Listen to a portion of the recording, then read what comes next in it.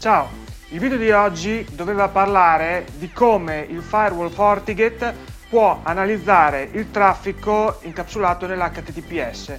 Pensavo di fare una breve introduzione a che cos'è l'HTTPS, la differenza dall'HTTP e poi approfondire su come il firewall possa analizzare questo tipo di traffico. Poi però mi sono accorto che questa breve introduzione sull'HTTPS non era tanto breve se voleva essere un minimo esaustiva e comprensibile, e quindi ho diviso il video in due parti. Nel video di oggi parlerò della differenza fra HTTP e HTTPS, è un video introduttivo che possono vedere tutti, semplice, e la prossima settimana invece ci sarà il video più tecnico su come configurare e gestire il firewall FortiGate per analizzare questo tipo di traffico.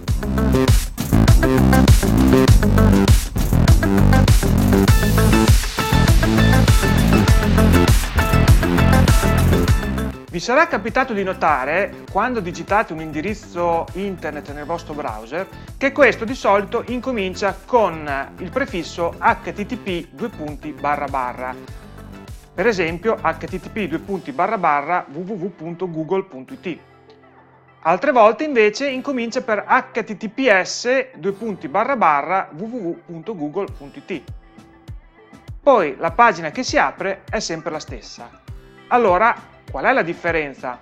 Per capirlo, prima dovete comprendere cos'è la crittografia end-to-end. Non vi spiegherò in dettaglio tutto il funzionamento del protocollo e del meccanismo. Per questo vi consiglio di vedere un paio di video che ho postato tempo fa, vi metto il link nell'info box e qui nelle schede. Comunque, vediamo di descrivere in poche parole cos'è la crittografia end-to-end.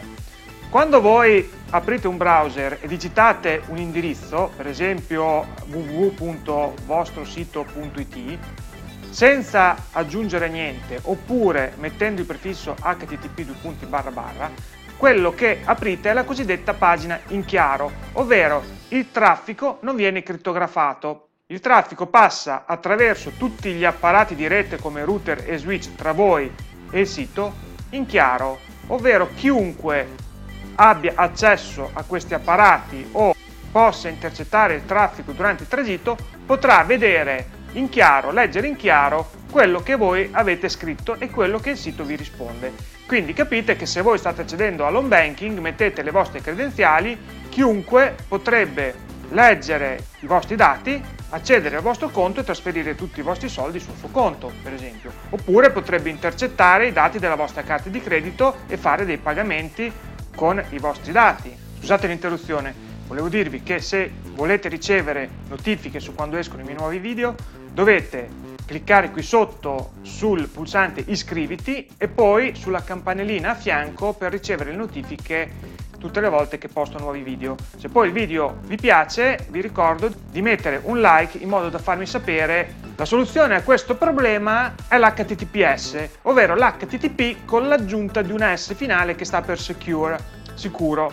Questo protocollo crittografa i vostri dati alla partenza e vengono decrittografati all'arrivo. Per tutto il tragitto viaggiano codificati in un modo illeggibile. Vedetela come se voi aveste un lucchetto col quale chiudete le vostre informazioni e solo chi le riceve ha le chiavi del lucchetto. Lo può aprire e leggere le informazioni.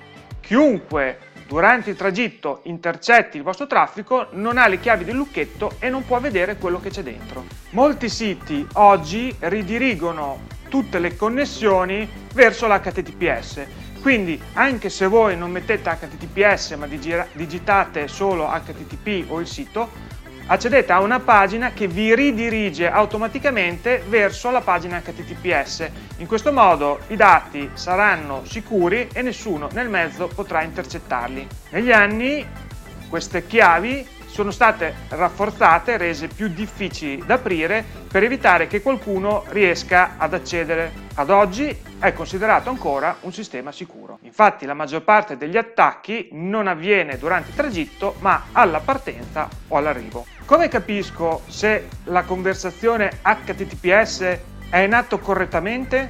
Perché esiste il pericolo che chi risponde non sia veramente chi dice di essere e quindi i miei dati vengono comunque compromessi. In questo caso ci si affida ad enti terzi, chiamati enti certificatori, che sovraintendono l'instaurazione del collegamento, certificando che il destinatario è veramente chi dice di essere. Potete capire se il protocollo si è chiuso correttamente perché nel vostro browser vedrete vicino all'indirizzo un lucchetto chiuso. Vediamo qui un esempio, per esempio, di Chrome, di Edge e di Firefox. Se cliccate su Visualizza certificato potrete anche vedere chi è l'ente certificatore che garantisce la sicurezza del collegamento e che il destinatario sia veramente chi dice di essere. Tutto semplice finora, ma fate attenzione perché come capite se il destinatario è affidabile? Perché l'ente certificatore e il certificato garantisce solo che il destinatario sia veramente chi dice di essere, ma chiunque può comprare un certificato. Per esempio, io potrei fare un sito che si chiama www.grandebazza.com, un sito di e-commerce, che in realtà è un sito malevolo. Voi vi collegate al mio sito grandebazza.com in HTTPS, vedete il lucchetto chiuso, siete sicuri che sono io, ma voi non mi conoscete.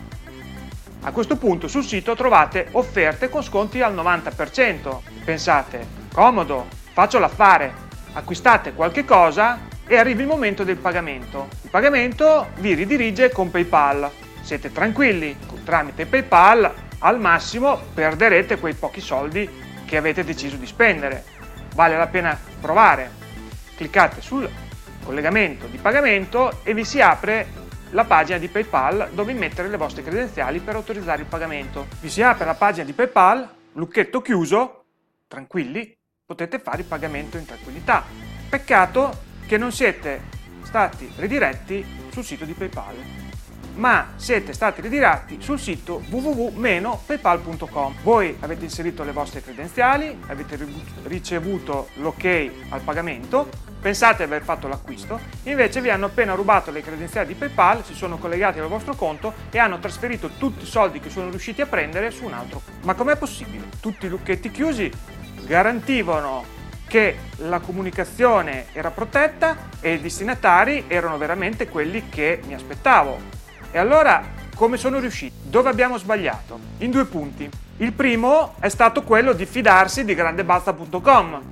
L'ente certificatore garantisce che sia veramente grandebazza.com, ma non garantisce che sia gestito da persone affidabili. La garanzia è sul nome dell'indirizzo, grandebazza.com. Nessun controllo viene fatto su chi registra il nome. Il secondo sbaglio è stato fidarsi del falso sito di PayPal. Ma voi pensate, io avevo controllato che fosse l'indirizzo di PayPal. Dovete stare attenti perché la prima parte dell'indirizzo si chiama dominio ed è quella parte composta da il nome www.dominio.com. All'interno del dominio le parti sono divise da dei punti.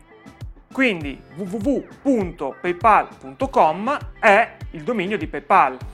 www-paypal.com non è il dominio di PayPal, perché il meno cambia il dominio.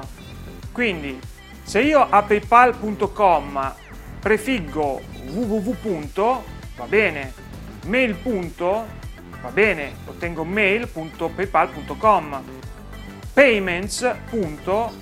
Ok, ottengo payments.paypal.com.